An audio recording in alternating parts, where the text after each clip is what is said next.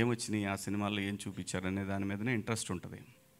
అలాగే ఈ సినిమాకి వచ్చేసరికి దండోరా అంటే ఈ బంచ్లో నేను చేసే సినిమాలన్నీ కూడా కొంచెం ఎక్కువ అలాగే ఉంటాయండి. నేటివిటీకి దగ్గరగా, రియలిస్టిక్కి దగ్గరగా, రియలిస్టిక్ అప్రోచ్ ఉంటుంది ప్రతి సినిమాలో కూడా. అలాగే ఈ సినిమా ప్రొడ్యూసరు బెన్నీ గారు, నాకు ఎందుకో అక్కడక్కడ ఈయన చూస్తే క్రాంతి గారు కనిపిస్తూ ఉంటారు, క్రాంతి కుమార్ గారు. వీళ్ళందరిది బెజవాడ, వీళ్ళందరిది. ఎందుకంటే స్వాతి లాంటి ఒక సినిమా క్రాంతి గారు ఎలా చేసి ఉంటారబ్బా అని అనుకున్నా. నేను అప్పుడు కొత్త ఇండస్ట్రీకి, అంటే ఇండస్ట్రీ కాదు, ఇండస్ట్రీకి వచ్చిన తర్వాత ఆయనతో ఒక సినిమా చేసినప్పుడు స్వాతి లాంటి సినిమా ఈయన తీశారని అనుకునేవాడిని. పాడుతా తీగ సినిమా, ఆయన డైరెక్టరు, నేను ఆర్టిస్టు. అలాగే ఒక డిఫరెంట్ ఫిలిమ్స్ ఆయన చాలా చేశారు. క్రాంతి కుమార్ గారు ప్రొడ్యూసర్గా చేశారు, డైరెక్టర్గా చేశారు. అలాగే ఈయన బెన్నీ గారు, ఇతనిలో ఏదో తెలియని భావాలు ఉన్నాయి, చెప్పరానికి కూడా చెప్పలేడు కూడా ఆయన. కానీ ఎవరైనా చెప్తే వింటే ఇదే అనుకునే రకం అనమాట ఈయన. ఇదే తీయాలి, నేను ఇదే తీయాలి అని అనుకునే టైపు ఈయన. సో అలాగే డైరెక్టర్ గారు మురళీ గారు, నాకు స్క్రిప్ట్ చెప్తా ఉన్నప్పుడు, ఆఫీస్కి వచ్చినప్పుడు స్క్రిప్ట్ చెప్తా ఉన్నప్పుడు, సరే ఎక్కడా పనిచేసిన అనుభవం లేదు అని అన్నారు. స్క్రిప్ట్ ప్రొడ్యూసర్ గారికి నచ్చింది అన్నారు. డబ్బులు పెట్టేవాడికి డెఫినెట్గా బాగుంటేనే పెడతాడు కదా అనే ఉద్దేశంతో విన్నాను. చాలా బాగా అనిపించిందండి, చాలా బాగా, చాలా దగ్గరగా అనిపించింది. మన సొసైటీలో ఉండే ఏవైతే ఇప్పుడు ఊరికే పైకి మాట్లాడుతున్నా కానీ ఇంకా దాని తాలూకు ప్రభావం ఒక పాయిజన్ లాగా అలా కంటిన్యూ అవుతానే ఉంది వ్యవస్థలో. అదే కులం, ఆ కులం పోదు ఎప్పటికీ, కనీసం పోగొట్టడానికి ప్రయత్నం అంటూ జరుగుతూనే ఉంటుంది.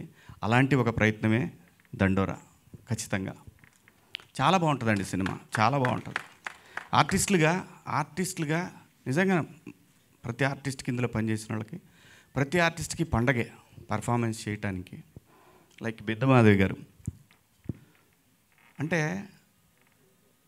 మలయాళీ ఆర్టిస్టులు చాలా బాగా చేస్తారు, తమిళ వాళ్ళు చాలా బాగా చేస్తారు అనుకుంటే కాదు, వాళ్ళకంటే బాగా చేసే ఆర్టిస్టులు తెలుగులో చాలామంది ఉన్నారు అని అనటానికి ఈ సినిమా మీ అందరి ముందుకి రాబోతూ ఉంది. అదైతే నిజం.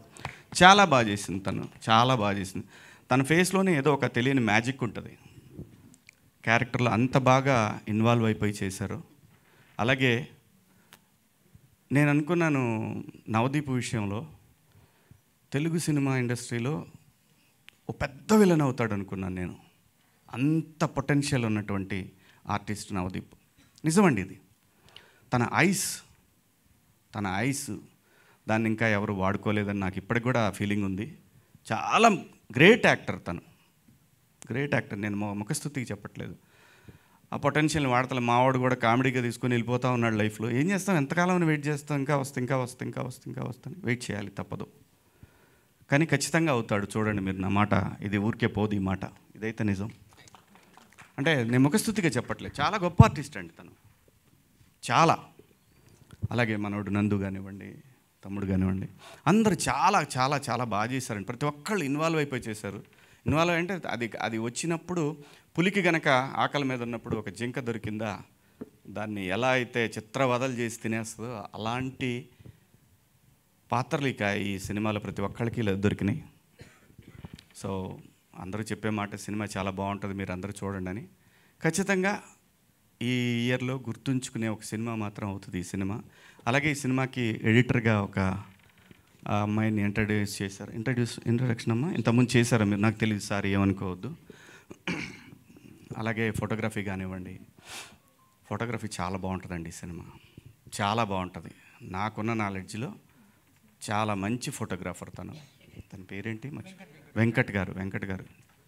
అలాగే మ్యూజిక్, బ్యాక్గ్రౌండ్ స్కోర్ అయితే అసలు ఆ దండోరా అనేది అయితే బీజిఎం అయితే అద్దరిపోయిందండి. ఫస్ట్ నేను అదే విన్నాను. నాకు టీజర్ కన్నా అది చాలా బాగా నచ్చిందని చెప్పాను. వాస్తవంగా నేను అన్నది అది చాలా బాగా నచ్చిందని. అందరూ బాగా పనిచేశారండి ఈ సినిమాకి.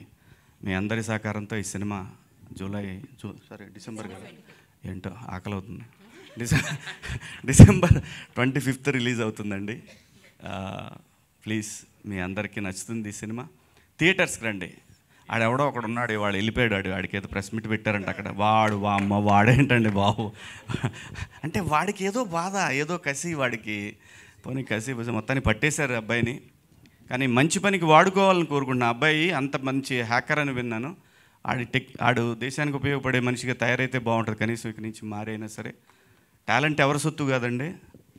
అతను ప్రూవ్ చేశాడు. చేసింది చాలా దుర్మార్గమైన పని అయినా సరే అతని టాలెంట్ గురించి వింటుంటే వాడు నిజంగా ఒక దేశానికి పనికొస్తాడు కదా, ఈ మనిషి ఎక్కడన్నా సెక్యూరిటీ సిస్టంలో వాడు యూజ్ చేసుకోవచ్చు కదా ఇతన్ని అని అనిపించింది నాకు. కానీ తెలిసి తెలియని వయసు, ఖచ్చితంగా ఏదో డబ్బు లేని తనం ఇవన్నీ వెంటబడి అతని మైండ్లో ఇలాంటి ఒక ఆలోచన వచ్చి చాలామందికి ఇబ్బంది పెట్టాడు. చాలామందికి ఇబ్బంది, తనకు తెలియదు, చాలామందికి ఉపయోగపడుతున్నా అనుకున్నాడు. కానీ బట్ మనకంటూ ఒక రాజ్యాంగం, దానికి లోబడి అందరం బతకాలి కాబట్టి దాన్ని వదిలేశాడు. కానీ ఇక నుంచైనా అతను మారాలని కోరుకుంటున్నాను.